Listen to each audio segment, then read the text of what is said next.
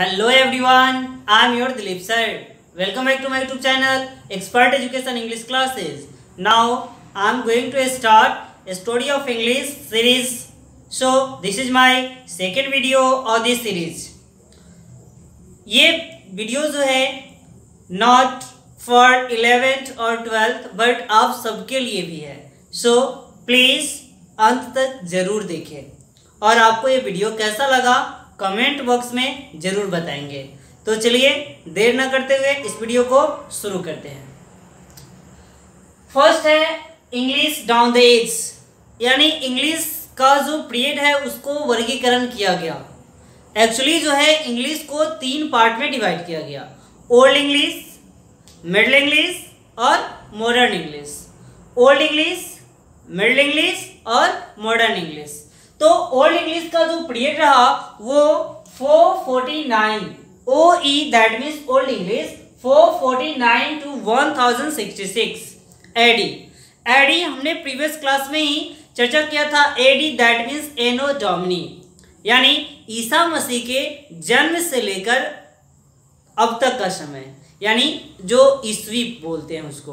और BC जिसको before Christ बोलते हैं, ईसा मसीह के जन्म के पहले का समय, यानी बाद का समय और वो पहले का समय BC. So 449 to 1066 AD. ME that means middle English 1150 to 1500, यानी 1150 से लेकर 1500 तक के जो समय रहा उसे हम मिडिल इंग्लिश के नाम से जानते हैं. नेक्स्ट है मॉडर्न इंग्लिश, जो कि 1500 से लेकर के ऑनवर्ड अब तक जो इंग्लिश चल रहा है उसे हम मॉडर्न इंग्लिश कहते हैं. मॉडर्न इंग्लिश को 2 पार्ट में डिवाइड किया गया, मॉडर्न इंग्लिश फर्स्ट और modern English second. Modern English first जो है, जो कि 1500 से लेकर के 1800 तक का जो समय था उसको मॉडर्न इंग्लिश फर्स्ट माना गया, और 1800 से लेकर के अब तक जो चल रहा है उसको न्यू इंग्लिश के नाम से जाना जाता है, जो कि हम आगे चर्चा करेंगे. बट ये जो है इंग्लिश आज जो है ग्लोबल लैंग्वेज है, इंटरनेशनल और ग्लोबल लैंग्वेज है. बट ये जो इंग्लिश लैंग्वेज है ये maximum number of people, maximum number of speaker all over the world, पूरे वर्ल्ड में जो है बहुत ही ज़्यादा लोगों की संख्या है इंग्लिश बोलने वाले की. लेकिन इससे कहीं ज़्यादा जो है आपका चाइनीज बोला जाता है, चाइनीज लैंग्वेज, जो कि मैंड्रीन चीन की लैंग्वेज है. वो जो है इसलिए कॉज कि वो सिर्फ नेटिव में ही बोला जाता है, क्षेत्र विशेष में ही बोली जाने वाली लैंग्वेज है. वह किसी प्रॉपर देश में ही बोली जाने वाली लैंग्वेज है, इसलिए उसको हम लोग स्टैंडर्ड लैंग्वेज नहीं मानते हैं. तो इंग्लिश जो है ऑल ओवर द वर्ल्ड में बोली जाती है, इसलिए इसको स्टैंडर्ड, ग्लोबल और इंटरनेशनल लैंग्वेज के नाम से जाना जाता है. नेक्स्ट है आपका largest number of native speaker. इसके जो है चाइनीज जो लैंग्वेज है उसका जो स्पीकर है, नेटिव स्पीकर, वो लार्जेस्ट यानी बहुआयामी संख्या में. कॉज सबको ही जानता है कि चीन की जनसंख्या जो है पूरे वर्ल्ड की जनसंख्या में कहीं ज़्यादा है, इसलिए वहाँ की लैंग्वेज भी उतने ही ज़्यादा बोली जाएगी. जहाँ पे लोगों की संख्या ज़्यादा होगी वहाँ उस लैंग्वेज को जानने वाले लोग भी बहुत ज़्यादा होंगे. सो नेक्स्ट है ये जो इंग्लिश है वो ईस्ट मिडलैंड डायलेक्ट, सबसे पहले जो है वो east Midland dialects that means बोली के रूप में जाना जाता था, बोला जाता था.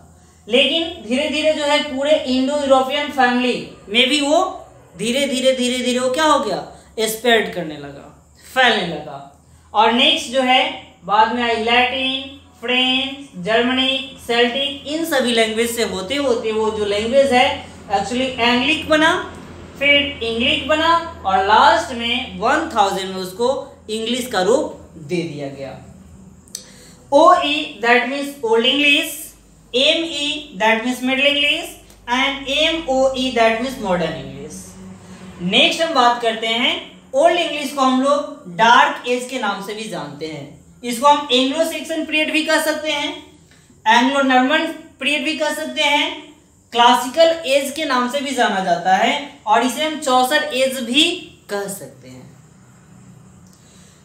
मिडिल इंग्लिश को हम लोग नियो क्लासिकल एज भी कहते हैं, गोल्डन एज भी कहते हैं, क्योंकि यानी दैट मीन्स यहां से ही शुरू होती है हमारे इंग्लिश की जो लिटरेचर है, इसलिए इसको गोल्डन एज के नाम से भी, रेनेसां भी के नाम से भी जाना जाता है और प्रिंटिंग टेक्नोलॉजिकल लैंग्वेज के नाम से भी जाना जाता है। कॉज की उस समय जो है फोनेटिक लैंग्वेज जो है बनी, उच्चारण की जो लिपि है उस समय ही बनी थी 1476 में। मॉडर्न इंग्लिश को जो है एलिजाबेथन एज के नाम से भी जाना जाता है, स्टैंडर्ड एज भी जाना जाता है, रोमांटिक एज के नाम से भी जाना जाता है, अगस्टन एज के भी नाम से जाना जाता है। तो ग्रेट वोवेल शिफ्ट जो है वो सबसे पहले इंग्लैंड में विलियम कैक्सटन के द्वारा वेस्टमिनिस्टर एबे नेम्ड प्लेस पे 1476 में एस्टैब्लिश किया गया था। इंग्लिश जो है ओल्ड इंग्लिश को not easy to write, read, speak and understand, इसलिए इसको हम लोग डार्क एज के नाम से भी जानते हैं। कॉज कि इसे बोलना, समझना, पढ़ना उतना आसान नहीं है। Something easy to read, easy to write, easy to understand, यानी मिडिल इंग्लिश को हम कुछ हद तक समझ सकते हैं, बोल सकते हैं और लिख सकते हैं, but fully flexible because easy to write, easy to read, easy to speak, easy to understand।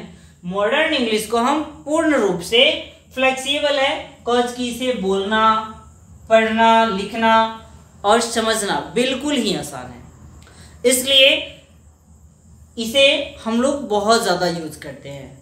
Cause modern English जो है आज language of computer, language of science and technology and language of literature, language of games and sport, language of traveler and tourism, language of agriculture, language of communication, इन सब का language बन गया है, इसलिए इसे हम लोग ग्लोबल और इंटरनेशनल लैंग्वेज के नाम से जानते हैं।